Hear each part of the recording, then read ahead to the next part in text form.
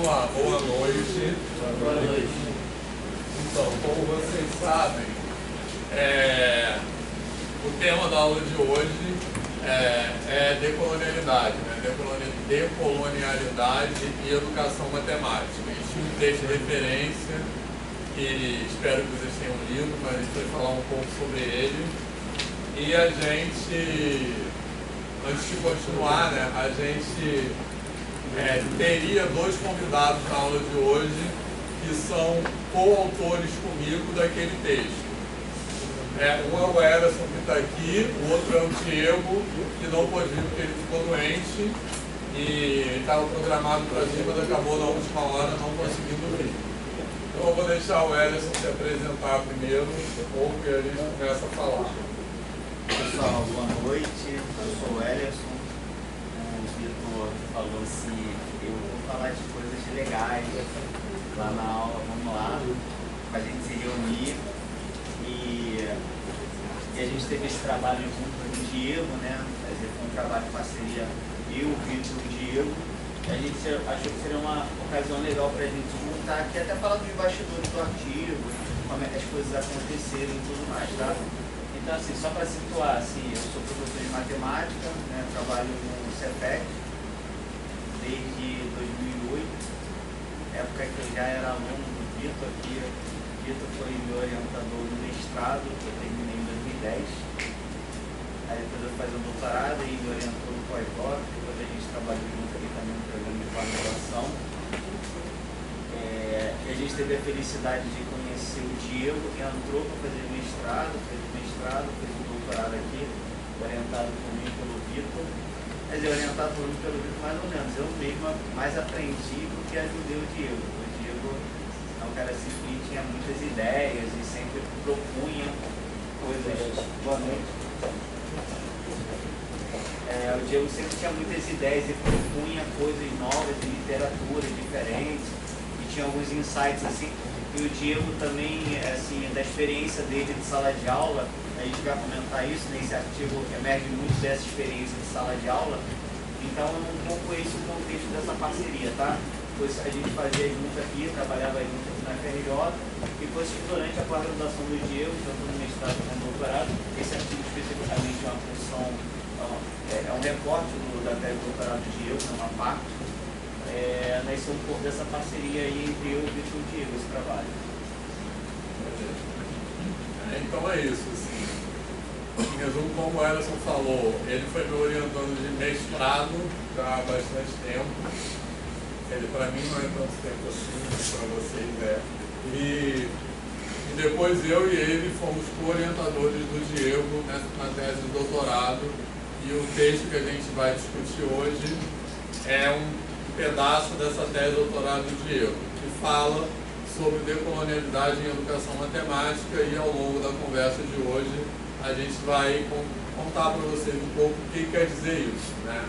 Mas antes, e há uma coisa, essa discussão sobre decolonialidade em ensino de matemática é uma coisa relativamente nova. Porque matemática, eu acho que é vista como uma disciplina neutra, né? E isso que a gente quer desconstruir. A ideia de que matemática é um campo e é uma disciplina politicamente, ideologicamente neutra. E esse debate decolonial nos ajuda a desconstruir essa ideia. Mas antes de falar mais especificamente o que a gente quer dizer com isso, eu quero saber primeiro se vocês, pelo menos, olharam o texto, assim, podem ser sinceros. Então, era para ter lido, eu até mandei uma mensagem, mas eu esperava isso. Mas aqui ele já vem fazendo esse tipo de leitura? Esse é o primeiro texto. Esse é o primeiro? Fala. Querem falar? É porque você perguntou que eu tinha lido o texto, né? Aí eu falei com ele, leu mesmo? Li. Aí o que você achou então? Só ele que leu, ninguém mais?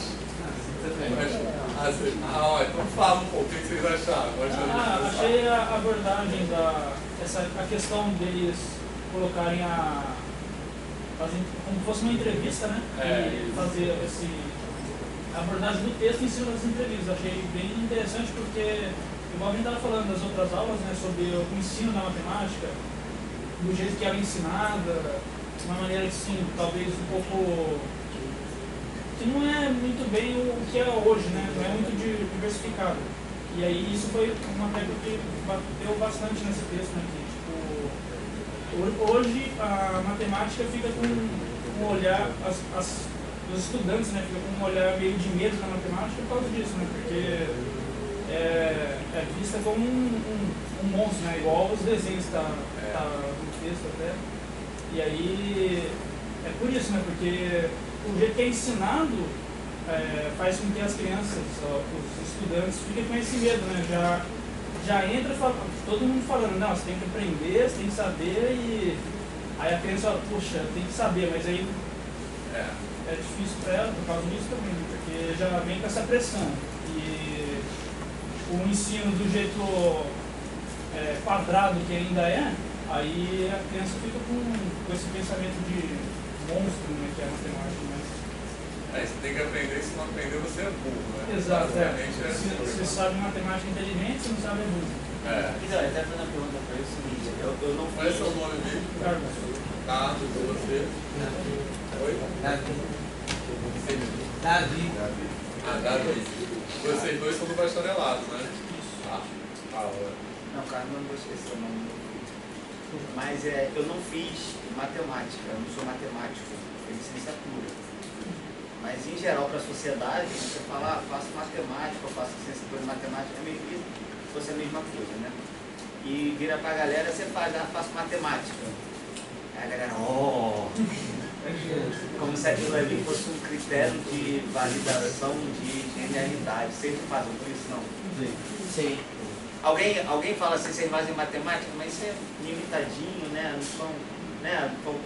O curso mais fácil, né? Escolher é mais fácil esse curso para fazer. Ninguém fala isso. As pessoas acham que você é muito inteligente de fazer matemática. Ou que você é maluco. Ninguém fala assim. Eu sou professor de matemática, a pessoa não tem nenhuma reação. A pessoa tem alguma reação que são essas duas. Na verdade, eu, em geral, eu falo. Quando as pessoas perguntam, o que você faz? Eu falo primeiro, eu sou professor. Aí eu faço isso às vezes. Aí a pessoa pergunta assim, de quê? Aí eu falo, adivinha. Aí nunca ninguém fala matemática. Fala, em geral, ou história ou artes.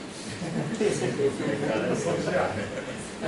Aí quando eu falo, não, é matemática, aí a pessoa fala, enfim, então você é maluco. Mas fala, Davi e Emily também leram o texto. O que vocês acharam?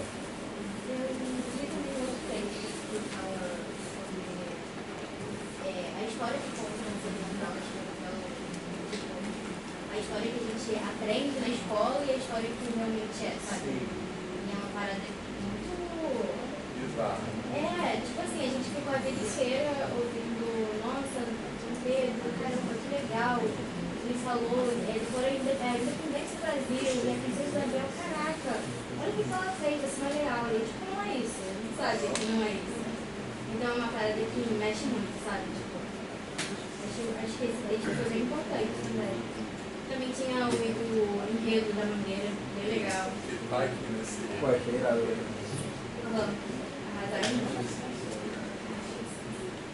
Então, decolonial tem muito a ver com isso, né? Na verdade, a gente aprende uma história do Brasil que é uma história, digamos assim, falsa, né? É uma história inventada. Deturpada, exatamente. E esconde muitas das violências que envolveram os genocídios, que envolveram o processo de colonização desse território. E o Samba da Mangueira, que a gente cita nesse texto, eu sempre cito esse samba em vários lugares, porque esse Samba da Mangueira, ele fala muito sobre isso. É o Samba Enredo da Mangueira de 2019, o título do enredo é A História para Ninar Gente Grande, e que ele fala basicamente da história que a história não conta, né? Assim, mas daqui a pouco vai aparecer, eu vou projetar aqui essa letra que ele fala muito sobre isso, né? Assim, eu quero falar mais sobre isso. chama a gente. Davi. Eu achei interessante essa dinâmica de você passar por algum. Fazer um desenho, fazer uma redação. Porque eu acho que eu fiz isso também quando eu estava no ensino médio, alguma coisa assim. E na época eu não prestava muita atenção, tipo assim, estou fazendo um texto falando que é matemática para mim. Aí eu vendo na graduação os alunos falando sobre isso, me dá uma outra visão do ensino da matemática. Eu achei também um pouco interessante ele conseguir relacionar. Eu até não lembro o termo que ele usa para se referir. Autóctone.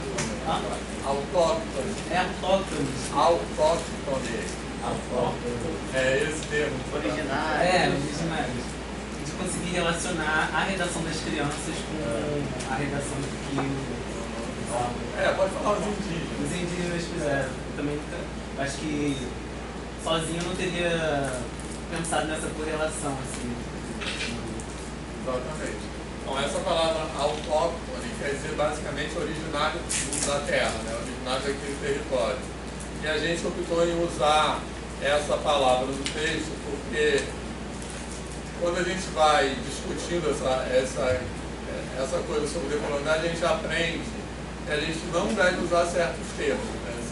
Então, como a Amy estava falando também um pouco, né? Então, um deles é descobrimento. A gente não pode falar de descobrimento, porque descobrimento dá a ideia de que aqui não tinha nada, né? Que era uma terra vazia. E cada vez mais se descobre que os povos que habitavam e que foram dizimados, né? Esse território, antes da palavra mais correta é invasão, antes da invasão dos europeus, eram povos super sofisticados, que tinham cultura, que tinham um monte de coisa, e que eles foram tratados pelos colonizadores como povos selvagens, né? Assim, no mau sentido da palavra. Povos assim, primitivos, atrasados, etc. Assim. Inclusive tem até uma história que eu aprendi recentemente, que eu não lembro se eu já contei aqui, porque quando eu aprendo uma história nova, eu sempre conto, que é das marés. Eu falei isso aqui, da Lua. Falei já? Então. Que essa história, mas o Edson não sabe. Então, essa história, quem não estava, essa história que o Ildeu, que é professor de física, que me contou essa história recentemente. Que quando os portugueses chegaram aqui, os povos aqui originários já sabiam que a maré tinha a ver com a Lua. Então, eles sabiam isso. E os portugueses não sabiam. Então, eles interpretaram isso como uma crendice, uma coisa assim, porque eles adoram a Lua, falam Deus. Então, interpretaram isso como um primitivismo daquele povo. Na verdade, aqueles povos, nesse sentido, estavam à frente dos portugueses. Então, isso tem muito a ver com esse olhar enviesado, que a gente olha para determinado grupo social que é diferente da gente e a gente já interpreta essa diferença como inferioridade. Isso tem muito a ver também com o debate decolonial. E isso acontece tanto assim com relação a grupos sociais, como com relação nas relações individuais mesmo, intersubjetivas, né, entre as pessoas. A gente conhece uma pessoa que é diferente e a gente vê essa diferença como superioridade e inferioridade. Então, decolonialidade nos ensina tudo isso. Diego. Eu não lembro se é um daqueles três povos, Inca, Azteca ou Maia, mas um deles já tinha aquele sistema de... Numérico. Não é sobre isso, não, é sobre estrutura mesmo. Já tinha sistema de... Não é esgoto, né? Já tinha próprio deles. De água. Isso, Também não sei qual mas vários, inclusive vários povos amazônicos, né? Hoje bem recentemente está se descobrindo isso. Né? Sim, os europeus ainda nem sonhavam ainda, né? Saneamento, isso a palavra. Fala, então sim. Porque assim, eu também não sei se todo mundo conseguiu ler o texto também e quem leu como é que foi a apropriação. E é uma pergunta assim, não é um quiz para medir o quanto vocês... Mas até para ver como é que a gente está conseguindo se comunicar também através do texto. O que vocês acharam dessa viagem? Assim, pareceu que teve alguma coisa a ver, discutir matemática, aí colocar originários lá no meio, indígena, mangueira, não sei o quê. Por que isso parece se relacionar para vocês no texto? Eu acho que depois que a gente espremer a aula ou o texto, aí tipo assim, o que fica? Por que parece razoável misturar essas coisas, entendeu? Eu precisava dessas coisas para trazer a mensagem que o texto queria trazer? Que papel teve colocar diálogo indígena lá no meio? Ou que matemática tem a ver com esse negócio todo, entendeu? O que eu assim, o Victor tinha falado, né, sobre a ideia da matemática ser, como posso dizer, ser mais... que a matemática a gente aprende hoje de uma maneira ocidental, né? E aí, assim, por exemplo, até os povos que a gente teve na última aula, né? Na penúltima aula, sobre os indígenas, né? Do jeito que as crianças aprendem, né? Que aí elas aprendem de uma maneira focada para a natureza, porque elas vão usar. E a matemática que a gente aprende hoje, eu acho que fica meio assim, para os indígenas, por exemplo, fica meio vago, né? Porque não é algo que eles vão ter no dia a dia, literalmente. Talvez até as crianças, até as 20, né? A 20 não vai ter no dia a dia. E até, tipo assim, tem bastante perguntas assim, né? Tipo de o que vai fazer, né? Para que vai usar matemática, para que vai usar tal conceito matemático no dia a dia. E a gente às vezes até que não... A gente sabe dizer, a gente sabe por que é importante aprender, né? Mas para a criança ali que está aprendendo mesmo no ensino básico, fica meio vago, né? E essa parte da matemática com a colonização, talvez seja importante isso, né? Da diversidade, né? Porque a matemática era meio fechada, não é tão diversificada quanto deveria ser, né?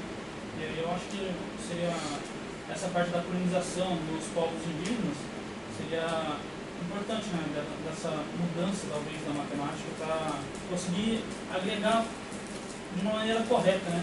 O ensinamento que a gente tem aqui não vai ser igual, não pode ser igual ao ensinamento que se tem em uma aldeia, por exemplo. Qual é o seu nome? Carlos. Carlos. O Carlos trouxe um negócio legal, né? Que é a questão de que sentidos a gente produz e que sentido essa matemática vai produzir em diferentes culturas, né? Eu acho que é uma questão para se refletir sobre isso. Eu acho que os alunos trazem isso de alguma maneira sobre que sentidos isso tem para mim, né? E que além de que sentidos, eu acho que vai ter uma outra coisa para a gente discutir daqui a pouco, é que efeitos isso produz nos sujeitos. Mas você me fez lembrar de uma vez que veio foi uma aula sua, foi uma indígena que veio fazer doutorado? Foi ela faz doutorado em antropologia. Isso. E aí você falou essa coisa dos sentidos e eu perguntei para ela para que ela fazia um doutorado, porque ela já me parecia ter tanto saber, e assim, para ensinar para gente, para trazer para a academia a gente aprender mal. E aí ela me respondeu alguma coisa no sentido de que para ela era importante ser doutora para, de alguma maneira, estar com as ferramentas de quem está nos espaços de poder. Então, ter acesso à escola de alguma maneira não é só uma forma da gente validar o conhecimento. Porque por muitas vezes eu me questiono sobre o que eu estou ensinando para o meu aluno. E se aquilo ali produz algum sentido, tem algum sentido, e em função de que eu estou ensinando e estou atendendo interesses de quem? Estou ensinando para atender um mercado, para atender uma determinada... Estou ensinando para quê? Mas alguma coisa que me alimenta como professor é uma das coisas nos quais eu preciso dar direito ao meu aluno a ele ocupar o espaço que ele quiser, inclusive o espaço de poder. Eu não acho que tudo que se faz de relevante de conhecimento é o que está dentro da academia. mas eu acho que ele tem que ter o direito de estar aqui se ele quiser. Né? Então isso eu acho que já é uma dimensão importante para a gente pensar. Né? Quais são os instrumentos, as ferramentas e os conhecimentos que são legitimados no poder. E aí uma outra coisa que eu acho para a gente pensar junto é quem legitimou isso, por que isso é importante e o que tem de efeito, o que provoca quando eu digo que isso é importante. Então você não alcança o que eu estou dizendo que é saber. Mais importante do que outra coisa. Logo, o que eu faço com você, com o seu conhecimento? Eu invisibilizo você e o seu saber. Porque eu estou dizendo que o que é relevante é o que você não alcança. E você não alcança dentro de uma expectativa minha. Então, assim, eu acho que são... Sabe, tem várias camadas aí. Uma, que conhecimento é esse? A quem interessa, em que espaço ele faz sentido? E uma outra dimensão para a gente conversar bastante aqui. Que efeitos eu legitimar um conhecimento provoca? Ou seja, quando eu hierarquizo o saber, eu não só digo que é relevante, mas eu digo o que está fora do que é relevante. Então, se você, quando as pessoas falam para você, caraca, você faz matemática, você é inteligente, está implícito nisso, aquele lá não é tão inteligente porque ele não vai bem em matemática. E como é que se dão esses apagamentos? Eu acho que tem um pouco na decisão que o Diego tomou, e foi uma iniciativa dele de trazer um diálogo ficcional com frases reais, mas com personagens que ele elaborou através dessas passagens, tanto dos indígenas quanto dos alunos. Ele traz um diálogo de sujeitos que, de alguma maneira, foram invisibilizados. Talvez os alunos foram invisibilizados no sentido de você não alcança o que a gente está legitimando como um conhecimento que é relevante socialmente, e você não alcança porque você não é quem a gente coloca que é relevante socialmente no indígena. Você não é um homem branco e o seu saber não tem valor. Então acho que são duas dimensões para a gente pensar, e eu acho que é muito legal a gente pensar como é que a matemática opera nisso, nessas condições. Isso também casa bastante com o texto, né, quando fala que a matemática é tudo, né? Tudo é matemática. Mas se não é matemática, então não está no tudo. E aí, como assim não é matemática? Exatamente. Então, calma aí. Primeiro, em relação a isso que o Ellison acabou de falar, essa é a ideia que a gente teve, né? Na verdade, que o Diego teve, de fazer esse paralelo entre os alunos e os indígenas. Porque a gente vê uma analogia que são processos de opressão, né? Mais ou menos como ele falou. Que o seu saber é desqualificado, então você também é desqualificado. Então, um paralelo que muitas vezes acontece dentro das aulas de matemática com os alunos e que aconteceu um processo parecido na colonização com relação aos indígenas, né? Que o saber que eles tinham foi desconsiderado e foi considerado como inferior pelos colonizadores. Assim. Agora fala de novo, Carlos, que eu esqueci que você falou. Sobre que tudo é matemática, né? Ah, sim, exatamente. Então, vou falar uma parada aqui, assim, que eu odeio, bem enfaticamente, essas frases que idealizam a matemática. A matemática está em tudo, né? O que é isso? Tudo é matemática. A matemática é a rainha das ciências, aquelas bobagens todas.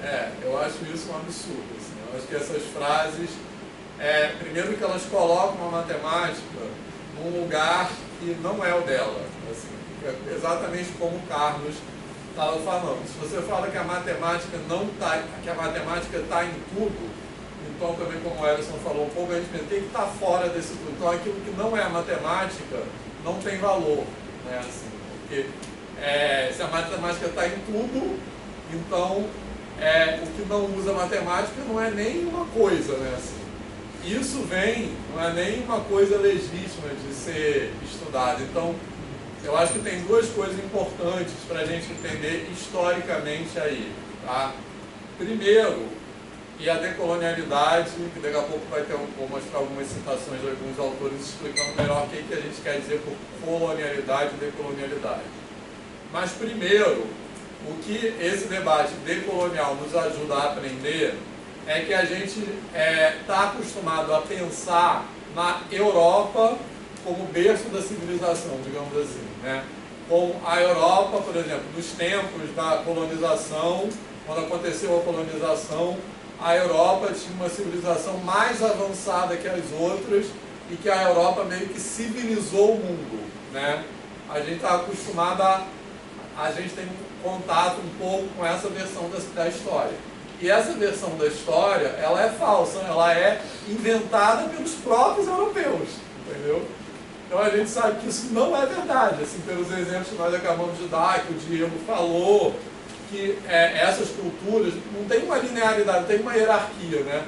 Elas eram muito mais avançadas em algumas coisas. O exemplo da Lua que eu falei, né? Assim, eles já sabiam uma coisa que os europeus nem imaginavam. Assim. Então, essa versão da história de que os europeus eram mais avançados que as outras culturas é completamente inventada pelos próprios europeus como uma ferramenta de dominação, para eles se colocarem num lugar de superioridade. Isso é uma coisa. Segunda coisa é o papel que a matemática tem nessa história inventada. Então, essa ideia de que matemática é tudo, por exemplo, ela vem, na verdade, de uma tradição cartesiana, né? Assim, esse nome cartesiano, né, que a gente usa muito, plano cartesiano. Quem fez a disciplina de vetores comigo no período passado ouviu muito essa palavra. Mas essa palavra cartesiano vem de René Descartes, né, que era um matemático e filósofo, né, que na época as coisas eram misturadas, francês muito importante do século, não sei, eu confundo os séculos, tá? Mas de algum século aí. E Descartes teve um papel importante nesse projeto de colocar a Europa como centro da humanidade.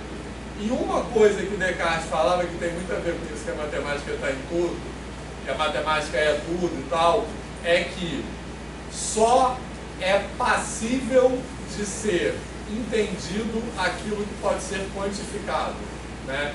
Então a ideia de Descartes, a geometria analítica, por exemplo, era uma maneira de fazer isso.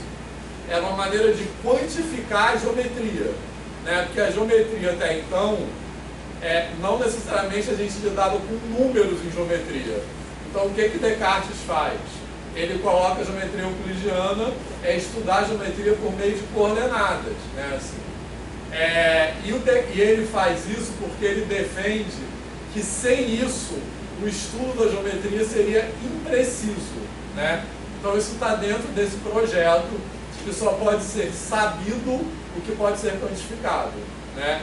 O que obviamente não é verdade, né? Assim, tem muita coisa que não é quantificável, como arte, por exemplo, e que é super importante ser sabido, né? Mas eu acho que tem uma coisa aí que extrapola essa questão de dar um formalismo a uma certa área científica. Então tem a lógica e aí eu vou estruturar uma ciência dentro dessa lógica, né? E a matemática tem isso, né? Uma ciência de validação interna, tanto é que a geometria euclidiana não está errada, porque ela não entra em contradição interna. Então a matemática é construída em cima de um sistema lógico, mas é diferente da física, né? Você olha para a natureza para validar o que você está imaginando, né? Agora, eu acho que tem uma coisa que extrapola, e por exemplo, a prova atribuída a ele, eu penso logo existe. Por quê? Porque é você tomar o ser como resultado de uma certa cognição. E é uma cognição da lógica. É uma racionalidade que toma o modo de pensar deles como referência. Tem um livro do Mohamed, que é do neurocientista, que ele fala do erro de Descartes, que eu usei até na minha tese de doutorado, em cognição qualificada. Ele fala que deveria ser o contrário, inclusive para a matemática. existe o logo penso. A crítica dele é o seguinte, porque a gente é resultado da nossa experiência no mundo. Até a própria matemática é resultado da nossa experiência do mundo. Porque até a axiomática da matemática ela é construída através da experiência humana. Você pensar, sei lá, conceitos primitivos, ponto, reto e plano, é uma coisa muito visual. Quando a matemática grega era feita a partir de coisas construtíveis. Então isso tem a ver com a percepção humana. Você somatiza a matemática a partir da percepção dos sujeitos. E não o contrário, as coisas não nascem de uma lógica como se existisse uma cognição a priori e que orientasse o que é a razão universal. Então, assim, eu acho que tem um projeto que não só ajuda a estruturar o que é uma ciência, mas que quer dizer o que é o que não é humano, o que é e o que não é racional. E o que a gente estava falando um pouco dos efeitos, eu gosto de lembrar de uma coisa que o nosso colega falava para a gente da profecia autorrealizada, o Rodrigo. Né? Essa coisa, sabe, sou ruim em matemática, logo eu não sou inteligente. Né? O poder que o lugar que a pessoa se coloca tem. Né? E aí a gente entra em várias outras discussões, como por exemplo a cota na universidade e tudo mais. Né? A cota na universidade tem várias potências, não só de reparação histórica, mas de construção de outros olhares dentro da universidade, mas também de quem está fora poder se projetar naquele espaço. Porque quando você não se projeta, né, você pega historicamente o filho do porteiro, ele não sonha em ser médico. Ele sonha em quê? Ter uma carteira assinada. Que é aquela coisa da profecia autorrealizada. Você vai se projetar em que lugar? O lugar que você se projeta, geralmente determina o rumo que você toma. Então, eu estou falando um pouco sobre os efeitos dessa desumanização, dessa invisibilização de outros saberes. Porque você coloca esses sujeitos num lugar de não entendimento, de não saber, que muitas vezes direciona o lugar para onde eles para onde eles caminham na vida dele. Sabe, eu acho que pensar nesses efeitos é algo muito importante para a gente enquanto professor, sabe? Não é só uma coisa assim, como é que a gente está lendo isso teoricamente da academia, né? De colonialidade, uma palavra bonitinha que está em moda. Não, é tipo assim, o que isso tem a ver com o aluno que a gente está dando aula, sabe? O que a gente está projetando para esse aluno quando a gente diz para esse cara, de alguma maneira, o que ele pensa não presta porque não é matemático. E essa questão da profecia autorrealizada tem muito a ver com o objetivo dessa disciplina aqui, né? Que o objetivo declarado dessa disciplina aqui é desconstruir uma ideia de aluno idealizado. Por isso que a gente discute educação em vários contextos, né? A gente já discute educação indígena, o Carlos mencionou, discutiu educação no campo, vai discutir educação quilombola, educação para PCD. Então, é para desconstruir essa ideia de que existe um ideal de escola, existe um ideal de aluno, porque as escolas e os alunos são muito diferentes entre si. E quando a gente forma uma ideia de um aluno, do aluno bom, né, que ele estava falando agora, uma idealização do que é um bom aluno, a gente como professor acaba dando aula para aquele aluno, e ele acaba sendo bom mesmo. Mas não porque o outro é menos capaz do que ele, mas é porque ele foi eleito implicitamente, subjetivamente pela instituição e pelo professor como um bom aluno, então por isso se torna bom mesmo. Então a profecia autorrealizada é isso. Eric, né? Patrick. Tanto que semana passada eu encontrei um colega meu antigo que eu estudava com ele no Fundamental. Aí ele falou que estava trabalhando, perguntei como é que estava a vida dele, ele falou que estava trabalhando, eu falei que estava fazendo faculdade. Aí quando eu falei que era matemática, ele arregalou o olho assim e falou: você sempre foi inteligente, eu sempre fui burro pra isso. Eu, que isso, cara? Como assim? Você sempre tirava notão, isso, aquilo, outro, no Fundamental. E tá certo, cara, é isso aí. Eu tô trabalhando, eu queria até fazer uma faculdade de... Acho que ele falou de... Eu não lembro o que, mas tinha coisa a ver com matemática. Aí ele falou, mas eu desisti porque eu não sou bom em matemática, eu sou burro, eu sempre fui burro. Ele falou isso aqui. Pô, Então, é meio que a instituição diz isso para a pessoa, né? Então é isso que a gente tem que pensar. Então isso é muita discussão de assim, que professor de matemática a gente não deve ser, certo? Não só professor de matemática, mas a gente, o professor que ensina matemática, porque isso engloba também, por exemplo, o pessoal de pedagogia, que tem gente aqui, quem tem de pedagogia aqui, mais ou menos, e também vocês vão ensinar matemática, eventualmente no Fundamental 1, né? Então, que professor de matemática a gente não deve ser, uma instituição que diz isso para a pessoa, né? Isso é muito comum, que a pessoa interioriza isso. Álvaro. Alberto. Então, como sendo professor, eu vou fazer para os próprios alunos, eles também se colocam muito melhores que os outros. O próprio aluno. Eu, como professor, como posso fazer para mudar a ideia desse, ele é melhor, ele é pior? Boa pergunta, Everson. Responde aí, você. Então, é maneira de responder porque ele é professor de educação básica. Então, eu acho assim, nos últimos anos eu venho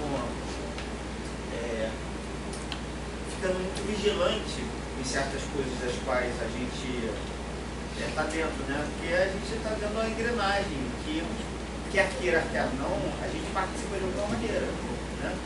A gente pode criticar que a instituição polícia militar opressora. Mas a instituição escola não opressora. Então, assim, o quanto a gente participa disso, de alguma maneira.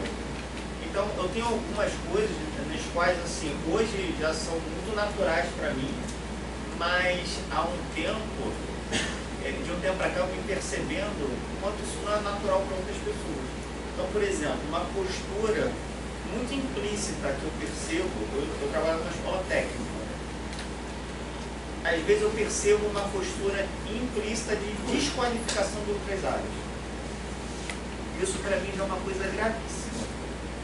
Já é gravíssima, porque até a própria matemática eurocêntrica, essa matemática, a gente toma com pouco conhecimento científico que está aqui e que está lá nos parâmetros da escola, é difícil a gente entender essa matemática, tanto nas suas intencionalidades quanto nos seus efeitos, sem entender filosofia, sem entender sociologia, sem discutir história. Então, uma coisa sobre a hierarquização de saberes, eu acho que tem algumas camadas. Primeiro, você tem uma hierarquização dos saberes eurocêntricos. Mas dentro desses saberes eurocêntricos tem uma outra coisa, uma hierarquização dos saberes da própria matemática, aí do que é tido como exato. Então, por exemplo, tem aluno que se acha burro, porque não vai bem em matemática, mas o cara escreve super bem. O cara é ótimo em história. Como é que esse cara que vai bem num monte de coisa não se acha inteligente porque matemática não é o que ele curte? Entende? Então uma coisa, eu acho que a gente tem que passar por isso. Não deixar, assim como a gente não pode ser mais complacente com uma situação de opressão dentro da sala de aula, né? Dos diferentes níveis, racismo e tudo mais, a gente não pode ser complacente com situações que ficam hierarquizando umas bobagens, né? Professor, mas acontece. Por exemplo, vai ter agora aula sábado para reposição, porque teve greve. Aí tinha um aluno e era dependência, não, mas tinha a sua aula e a aula de filosofia, mas a sua mais importante. Mas de onde você tirou essa bobagem? Entende? Então, eu acho que algumas coisas a gente pode ficar vigilante. E algumas coisas eu tento desqualificar internamente. Então, por exemplo, eu tenho um filho. Às vezes ele chega com uma coisa, ele não está resolvendo, eu falo, cara, isso é uma bobagem. Isso é uma bobagem. Sabe, a questão do colégio naval, eu falei, cara, isso é biblioteca. Chega uma hora que você não é mais ou menos inteligente porque você não resolveu uma questão específica de uma coisa muito estratégica. Dentro da própria matemática, dentro do bacharelado, você pega uma valorização da lógica, pela lógica e do formalismo, né, que eu costumo sempre trazer esse fato. Uma vez eu estava fazendo uma palestra, quantas pessoas aqui já demonstraram uma coisa que não entenderam? Todo mundo levantou a mão. Demonstrou um teorema que não entendi e tirou 10. É isso, a matemática, é isso que te julga inteligente? Se você pegar, alterar a hipótese do teorema, ninguém mais sabe mexer naquele teorema. Não sabe nem o que muda na demonstração. Mas o cara que demonstrou, o cara é foda, o cara, demonstrou o teorema, aí você tá, mas por que a definição aposta dessa forma? E se eu alterar essa hipótese no teorema? Então tem umas coisas que dá para você desconstruir por dentro. Sabe, você é genial por quê? Porque você sabe repetir um processo lógico. Você não é muito inteligente por quê? Porque você é muito bom em filosofia e não é tão bom em rendimento de matemática. Então eu acho que tem coisas no dia a dia que dá para a gente ir dialogando. Sobretudo, valorizar outras áreas do conhecimento. Sabe, eu acho que a gente tem que valorizar muito discussões que atravessam na sala de aula, atravessar muito, por exemplo, discussão política. Eu sou professor, eu estou dando aula de matemática financeira, eu estou dando aula para o consumo ou para questionar o capital. Se eu não consigo tensionar isso, que professor de matemática financeira sou eu? Eu sou professor de passos lógicos, entendeu? Então, assim, eu acho que primeiro, as camadas para mim, tá? Eu acho que dentro da própria matemática, enquanto corpo de conhecimento científico, tem um monte de bobagem que a gente valoriza, integral da secante ao cubo, não é nada, sabe? Um teorema, se você perguntar para o cara, se eu mudar a hipótese, eu mudo dentro da demonstração. Não sei, então, para mim também não quer dizer nada, sabe? A supervalorização da matemática em detrimento de outras áreas dentro da própria escola. Por exemplo, dar protagonismo para o aluno, trazer outras histórias de outros saberes. Então eu tento me atravessar isso no dia a dia, mas não tem forma. Mas eu acho que o Rafael também, mas só um comentário, eu acho que eu não sei responder essa pergunta assim, como fazer isso no Fundamental 2, por exemplo, né? Assim, ou no Fundamental 1. Mas eu acho também que a nossa atitude como professor colabora muito com isso ou para desconstruir isso. Então, por exemplo, uma coisa um pouco na linha que o Ellison falou, né? Mas dentro da aula de matemática, uma coisa que eu acho que é muito importante para isso é como a gente lida com o erro. E a gente vai falar mais sobre isso especificamente numa aula dessa disciplina mais para frente. A gente falar do que eu tenho chamado de matemática problematizada. Então, sempre a gente é formado como professor para interpretar certas coisas que os alunos falam como erro e isso como um sinal de que aquele aluno é menos inteligente do que os outros. E o que a gente tem que aprender muito como professor de matemática é que, às vezes, o aluno que fala uma coisa que é interpretada como erro pode estar refletindo mais do que o aluno que acerta tudo. Então, isso não necessariamente é um sinal de inferioridade, né? Assim, se a gente fica sempre privilegiando o aluno, ou vamos dizer, premiando, né? Assim, o aluno que dá respostas que batem com aquilo que a gente quer ouvir, a gente está estimulando esse tipo de coisa, eu acho. Não sei se vai responder. Espera aí, tem Rafael primeiro, depois eu. Até complementando o que vocês estão falando, né? Eu dou aula em 2 escolas privadas, né? Particulares. Em uma das escolas, a gente teve uma reunião de professores no mês passado, porque lá acontece uma semana de provas de todas as disciplinas.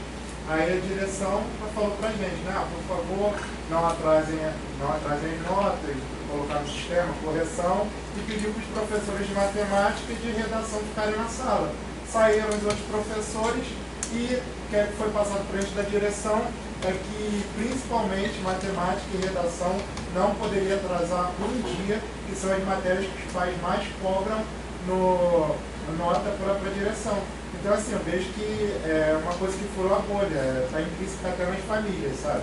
Não importa se o filho ali, ele sabe história, sabe geografia, se sabe formar uma frase em português, o pai quer que o aluno forme 20 frases numa redação e saiba matemática. Então, assim, furou a bolha, não é mais só na escola, agora é com os pais, né? Fiquei perplexo, tipo, claro, ninguém tem que atrasar as notas, mas principalmente em redação e matemática não pode atrasar as notas que são que os pais cobram, sabe? Tipo, por que redação? Sabe? Por que matemática? Furou a bolha. O pensamento passou para os pais, para as famílias. Eu já ouvi que essa hipervalorização da matemática, historicamente, tem muito a ver com Revolução Industrial, né? Pela necessidade da matemática para aqueles conhecimentos técnicos, né? Mas eu vejo também muito a questão da hipervalorização do desafio também, né? O difícil é que é bom, né? O nível de exigência alto que é bom, né? Então, esse professor difícil, exigente, que é bom. Né? E leva isso com a dificuldade costumeira que tem com essa disciplina, né? Aí, estrategicamente, os alunos colocam como... Né? Às vezes o aluno ele não quer nem isso para a área dele, né? Tem outras perspectivas, mas coloca a matemática por conta do nível de desafio. Muitas vezes esses exercícios mensuráveis difíceis é porque tem um truque. Sim. Não quer dizer que a pessoa... Muita pegadinha, muita coisa mal falada no problema. Se fosse falada de uma forma melhor, ele poderia, né, alcançar aquilo ali. Não quer dizer que a pessoa que sabe resolver seja mais inteligente, né? Assim, tem um exemplo que eu sempre uso para isso, que para mim foi traumático, que é a integral dissecante, né? Para mim foi traumático, porque isso caiu na minha prova de cálculo 1. E eu me lembro disso até hoje, porque você só sabe resolver se você já viu resolvido. Então tem que pensar, o que isso mede, né? Se aquela pessoa mais inteligente. Só um comentário também, mesma coisa, pode falar. O senhor falou do erro, né? Eu li um texto de um autor baseado em Piaget que fala do trabalho acima do erro. O erro, na verdade, não é um problema, mas um caminho, né? Que deve se aproveitar o erro como um saber, né? Até onde ele alcançou, né? O que pode ser explorado disso. A gente vai falar sobre exatamente, o erro é um saber, não é uma falta de saber. Mas eu queria só mais um comentário. Quem? Carlos e quem mais? Adriano? Não, ele? O Adriano e Carlos. Mas só um comentário também uma coisa que eu aprendi recentemente, que essa coisa do desafio está associada com uma ideia também de competitividade dentro da aula, que é matemática. Acho que a aula de matemática é muito pautada por uma ideia de ver quem é mais inteligente que quem. Então essa ideia de competição mesmo, de competitividade, assim. E às vezes se usa um argumento de que o mundo é competitivo, então a escola tem que ser competitiva. Eu acho esse argumento um absurdo, sabe? Primeiro, porque se naturaliza o fato do mundo ser competitivo como a única possibilidade, como uma coisa inevitável. Assim. O mundo é competitivo como uma coisa dada, uma coisa que a gente não pode lutar contra. Assim. Isso é um primeiro problema que eu vejo nesse argumento. Segundo lugar, se o mundo é competitivo, vamos assumir que o mundo é competitivo. Eu acho que isso é um motivo para a escola não ser competitiva, e não para ser. Porque a escola não tem que se submeter àquilo que o mundo é, supostamente.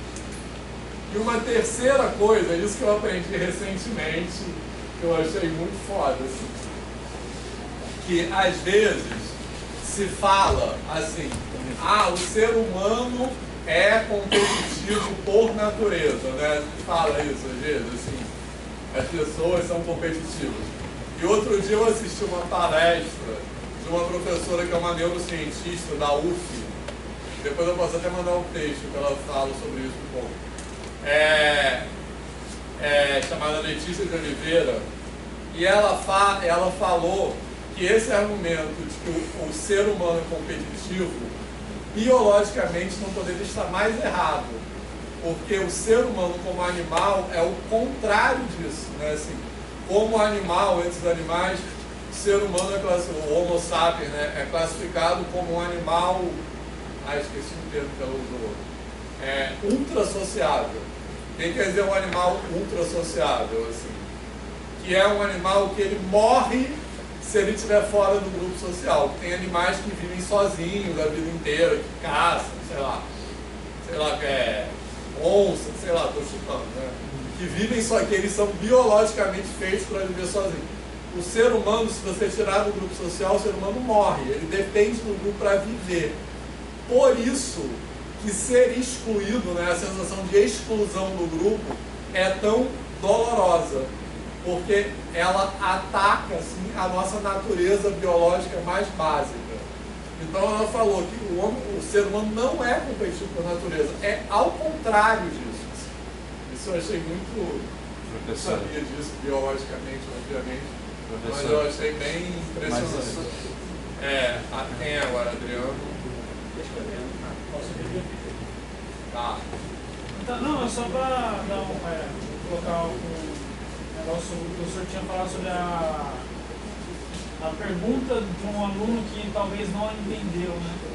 Que às vezes a gente está ensinando alguma coisa para alguém e aí, assim, por exemplo, uma dupla de pessoas, né? Uma pessoa entendeu e a outra pessoa não entendeu e pergunta, mas por que assim, né? E aí esse porquê assim faz a gente até ter um outro pensamento, né? Fala, pera. Exatamente. É tão automático, né? A gente está ensinando, aí a pessoa que aprendeu fala, tá bom, entendi. E a pessoa que não aprendeu fala, não, porque assim, aí você fica. Não, porque assim, será que não poderia ser de outra maneira? Exatamente. Muitas vezes. Por exemplo, sei lá, formas de Bhaskara, né? Sim. Também tem que fazer assim, assim, assim. Aí um aluno chega e fala, mas por que não posso fazer de outra forma? E também dá certo, né? Exatamente. Então, um aluno que fala alguma coisa que a gente interpreta como uma falta de conhecimento, porque ele pode estar pensando mais do que o outro faz, simplesmente. Assim, isso esbarra na natureza do que é a matemática de consciência, porque a matemática de consciência, ela valoriza o processo, ela valoriza o ótimo, ela valoriza o otimizado. Né? Qual a melhor construção geométrica? Aquela que dá menos espaço, qual a melhor fórmula, qual o melhor algoritmo, né? Aquilo que tem menos etapas ali. Então, você faz uma divisão, você não está ensinando a divisão, você está ensinando a estratégia otimizada de realizar a divisão. Se ele realizar a divisão de outra maneira, não quer dizer que ele não aprendeu a fazer divisão, ao contrário. Às vezes ele está usando uma maneira que dá muito mais passos, mas está muito mais relacionada ao raciocínio da divisão do que o algoritmo otimizado, que muitas vezes, quando se aprende só o algoritmo. Então, assim, a gente muitas vezes invalida um processo de pensamento em detrimento de um algoritmo otimizado, que, na minha opinião, né, não para a matemática enquanto ferramenta, mas para você, numa aula de matemática ou num bacharelado, o que deveria ser prioridade ali é a matemática. Né? A matemática, o raciocínio matemática, e a matemática enquanto maneira de ver o mundo. Então você vai entender a matemática enquanto maneira de ver o mundo. E aí são tantas outras coisas que se abrem a partir daí, né? Que tipo de sujeito você forma, né? Esse sujeito que não pode questionar, né? Aquele outro artigo que fala de necropolítica, a gente fala um pouco disso também, né? Porque quando a gente questiona esse conhecimento eurocêntrico, a gente não quer em medida nenhuma se aproximar de negacionismo científico. Mas eu acho que o que aproxima é justamente o contrário. A impossibilidade do conhecimento científico ser questionado é o que leva esse conhecimento para o campo do dogma. Então, se Pitágoras, Teorema de Tales, qualquer coisa for um conhecimento de que A é assim como o professor falou, A ao quadrado igual a B ao quadrado, mais C ao quadrado, por que o professor disse? Então, isso é um conhecimento do campo dogmático. Enquanto o conhecimento do campo dogmático não tem diferença de qualquer outra coisa que está usado. Então, a gente até, enquanto professor, numa área de conhecimento científico, que a gente critica esse conhecimento, porque esse conhecimento é hipervalorizado, né, que ele apaga e tudo mais, mas a gente não está falando, não é uma substituição, não é uma troca, não é uma aniquilação do que está na academia. Porque se a gente faz isso, a gente se aproxima do negacionismo científico. Agora, o que pode deixar uma sociedade crítica em relação ao negacionismo é a possibilidade da ciência na escola matemática ser questionada, do erro ser posto como uma forma de reflexão. E não do conhecimento ser aquele conhecimento conhecimento pronto, né, do algoritmo otimizado, em que qualquer coisa que difere daquilo é rejeitado. Então, acho que são coisas para a gente pensar em relações e efeitos no modo como a matemática é tratada na escola, das nossas posturas. Adriano? Deixa eu só dar um exemplo. Eu quero dar 2 exemplos assim, que eu acho que eu tenho gostado de dar com relação a isso que o Carlos falou. Depois o Adriano fala e aí acho que a gente pode ir para o intervalo. Está quase na hora do intervalo já. Nem viu o tempo passar. A conversa está boa. Você ainda nem sabe o que é decolonialidade. Mas vamos falar. Vamos lá. Mas a gente está falando disso. Tudo isso que você está falando. Por quê? Rapidinho, porque o problema da aula de matemática é isso. Tudo na sua vida você aprende. Você já leu a definição de mesa no dicionário? Não. Você sabe o que é uma mesa. Você sabe o que é uma mesa porque você tem experiência com isso. A gente não precisa definir decolonialidade a priori, que é o que o matemático faz. Para ele, um objeto tem sentido, ele começa a aula. Definição. Enquanto que na nossa vida, a gente entende alguma coisa pela experiência daquilo. Então o que a gente está tendo aqui é uma experiência, a ideia de decolonialidade, que a gente pode vir a definir em algum momento, pode fazer parte da nossa ideia de decolonialidade. Mas a gente está falando de decolonialidade. Vamos ver se a gente consegue definir. Mas olha só. O matemático. Mas eu queria dar 2 exemplos disso, que eu acho que nos ajudam a relacionar mais com o que acontece na sala de aula, tá? Que é assim, um deles é assim, muitos alunos no Fundamental 1 e no Fundamental 2 têm inicialmente uma dificuldade de entender uma fração como um número. Não sei se alguém já lidou com isso, já teve essa experiência. Tipo assim, 3/5, ele não vê como um número. De 3, ele vê como 3 e o 5, 2 números separados. Beleza? É uma dificuldade. Na minha filha, isso é uma conta não terminada. Então, pronto. 3/500. É uma conta não terminada. Isso. Total sentido. O outro exemplo, tem muitos exemplos que a gente poderia pensar sobre isso que eu quero falar. O outro exemplo é que tem muitos alunos que têm dificuldade em trabalhar lá no 6º ano, quando começa a simbologia algébrica, trabalhar com letras, né, digamos assim, com símbolos. Então esses alunos têm dificuldade a entender que uma letra numa equação você pode lidar com ela da mesma maneira que você lida com um número. Beleza? Isso é uma dificuldade comum também. O que eu quero... Oi? Pronto, então. O que eu quero dizer é que o aluno que tem essas dificuldades, ele tem toda a razão. Sabe por que ele tem toda a razão? Porque esses alunos estão respaldados pela história da matemática. Por exemplo, na matemática grega, 3/5 não era um número. 3/5, na matemática grega, a comparação, como é que a gente faz na matemática contemporânea? A comparação de 2 números, ela é também um número, que é o que a gente chama de fração. Na matemática grega, a comparação entre 2 números ou 2 grandezas não era um número, era uma razão mesmo, que era uma coisa que estava em outro universo, digamos assim. E a matemática grega fez tudo o que ela tinha que ser lá, super pontuada, sem ter isso, né? Então o que eu quero dizer com isso? É claro que a gente quer que o aluno entenda como a matemática contemporânea funciona. A gente deve ter como objetivo o aluno entender que 3/5 é um número sim. Mas o aluno que apresenta esse erro, ele não está falando isso porque ele é burro. Ele pode estar falando isso porque ele está pensando, porque ele está estranhando uma coisa que deve ser estranhada. Entendeu? E muitas vezes, logo no começo, a gente desqualifica, esse aluno não entende isso, então ele não vai ter progresso em matemática. Mesma coisa equação, né? A gente lida com equação, né? Isso que eu falei, que a gente pode manipular letras da mesma maneira que a gente manipula números, mesmo a gente não sabendo aquela letra sendo uma incógnita, que a gente não sabe que valor é e não sabe nem se aquele valor existe, mesmo assim a gente pode manipular. Historicamente isso é super recente, né? Isso vem de um matemático, eu esqueci o nome agora, que ele propôs essa ideia, e quando ele propôs essa ideia no primeiro não foi aceita, né, entre os matemáticos da época dele.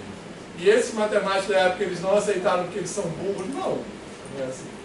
Então, os alunos que têm esse tipo de questionamento, não é que a gente não quer, vamos dizer assim, que eles aprendam aquilo. Mas o aluno que coloca esse questionamento tem toda a razão de questionar. E esse aluno é rotulado como um aluno fraco. Calma que tem Adriano, depois Tomé, depois Diego, depois intervalo. Tá, então Adriano na volta do intervalo. Não, é porque eu acho que já até fugiu de tudo que eu ia perguntar. A coisa já andou. Uma seria sobre o conceito de decolonialidade, que eu acho que vocês nem chegaram a discutir ainda, não sei se a pergunta pode ficar para depois, mas assim, a discussão que eu estava presenciando assim que eu cheguei era uma espécie de preocupação histórica, né? Ou seja, de olhar para a história da colonialidade e entender o processo colonial, né? E como chegamos aqui em relação à sociedade, à política e particularmente sempre matemática. Então eu queria perguntar, e aí pode ficar para depois a resposta, se de fato a pesquisa sobre decolonialidade é uma pesquisa de preocupação essencialmente histórica, ou se o fundamento pedagógico em relação à colonização. A colonização e entender como se chegou ao estado atual, ou se existe uma espécie de olhar para o presente e identificar relações coloniais no presente. Existe. Então, se poder explorar. As relações, isso é uma base fundamental do debate decolonial. As relações coloniais não estão só no passado. Mas eu acho que também tem uma outra coisa aí, eu também só vou levantar, não vou dialogar agora de cantar nem, que é o seguinte, a gente está, eu acho que uma coisa que já ficou marcada aqui, que eu tentei chamar a atenção um pouco também, que essas ideias sobre colonialidade têm a ver com apagamento. Né? Mas por que a gente usa a teoria de colonialidade e decolonialidade para falar desses apagamentos? A gente poderia usar Foucault para falar de relação de poder. Então, acho que tem duas coisas. Uma tem relação com esses apagamentos e de que maneira esses apagamentos têm relação com esse processo histórico de colonialidade para nos incentivar a usar essa teoria específica para falar sobre essas relações de poder. Beleza? Então, acho que são coisas que aí já convergem muito para a gente, para a teoria de fato. Então, eu vou deixar isso de stand-by junto com a pergunta. Faz sentido isso que eu falei? Faz bastante sentido. Legal. E tinha não era bem uma pergunta, mas talvez uma provocação, que vocês falaram sobre a questão de colocar a matemática num lugar que a que a gente não deveria estar colocando, que é o de rainha das ciências, a matemática como um lugar privilegiado na ciência. Mas eu, atualmente, lendo o livro do Cosmoso, aquele sobre democracia, educação matemática e democracia, o Cosmoso ele coloca a educação matemática... Desde quando esse livro? Esse livro de 2012, 2016, posso até abrir aqui daqui a pouco olhar o ano, mas ele é bem recente. E ele, não, é de 80 e pouco, acho que a tradução e a edição brasileira é recente, é de 80 e pouco. E o Cosmoso coloca a educação matemática num lugar central, numa sociedade altamente tecnológica, como ele diz. E aí eu queria saber se vocês já pensaram sobre isso, uma crítica, uma possível crítica disso. Se por um lado a gente não deveria privilegiar a matemática como um conhecimento superior a outros, até mesmo moralmente, existe algo de especial ou de importante na matemática que o destaca de outros ensinos ou de outras ciências, como os Cosmoso, por exemplo, colocam o ensino de matemática como uma educação que empodera pessoas numa sociedade altamente tecnológica. Não sei se é uma pergunta complexa, eu acho que mas tem uma coisa que eu já comentei aqui, tem um pouco de relação com isso, acho que dá para dialogar, é que a gente estava conversando sobre essa questão do conhecimento eurocêntrico, como ser um conhecimento que de alguma maneira ela te dá acesso às ferramentas de quem está no espaço do poder, entendeu? Então, assim, não é que esse conhecimento aqui ele tem superioridade ao conhecimento indígena e por isso vai lá dentro de uma comunidade para catequizar. Não é isso. É que se essa pessoa quiser ter acesso a esses instrumentos de poder, porque quem está no poder hoje tem essas ferramentas. Então, assim, de que maneira a gente pode empoderar essas pessoas? Mas eu acho que a gente tem que ter um cuidado de não parecer sugerir que trazer as ferramentas para essas pessoas que não estão tendo essa ferramenta, como conhecimento acadêmico, né? Poder ter uma outra estrutura ali que determinadas pessoas não estão tendo. Então, por exemplo, certas pessoas não têm acesso à escola e meu filho tem. Essas pessoas vão competir de igual para igual? Não. Então, por isso que existe a cota, por isso que a gente tem que dar esses instrumentos de poder. Agora, não, eu acho que isso não pode me sugerir, tá, que isso tem mais relevância enquanto conhecimento humano. Talvez tenha mais relevância dentro dessa sociedade. E aí a gente também tem que questionar essa sociedade. Mas eu acho que tem que ter um cuidado aí. Eu acho que isso dialoga um pouco. Eu acho que o cuidado principal é que às vezes ao dizer que esse conhecimento é importante, isso tem supostamente o objetivo de empoderar aquela pessoa, como você disse. Mas às vezes isso tem um efeito oposto. Isso tem o efeito de dizer que o conhecimento que aquela pessoa já tem não tem valor nenhum.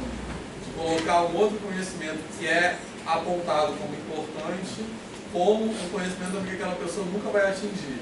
Então ela sempre vai ficar num lugar marginalizado. Eu acho que isso é, sobretudo, retratado por uma fala que é assim, que é muito comum também, que a gente tem que problematizar essas falas, que é, você tem que ir à escola para ser alguém. Quando a gente fala isso, a gente quer dizer o quê? Que aquele conhecimento que você vai ter contato na escola vai te dar possibilidades de mobilidade social, de atingir certas coisas, tudo bem, isso é verdade.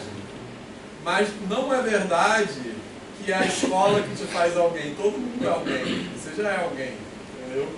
Então, uma maneira de falar, você é um merda, mas você tem que vir, eu tenho que enfiar isso na sua cabeça para você se tornar uma pessoa, entendeu? Eu acho que esse é o cuidado que tem que ter. Mas você pode ficar para a volta?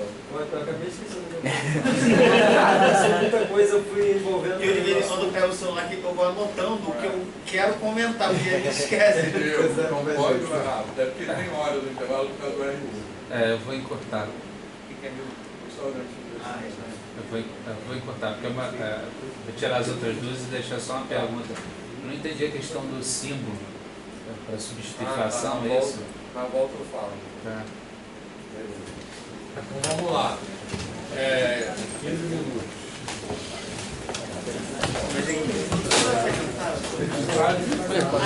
Cheguei aqui. Cadeira.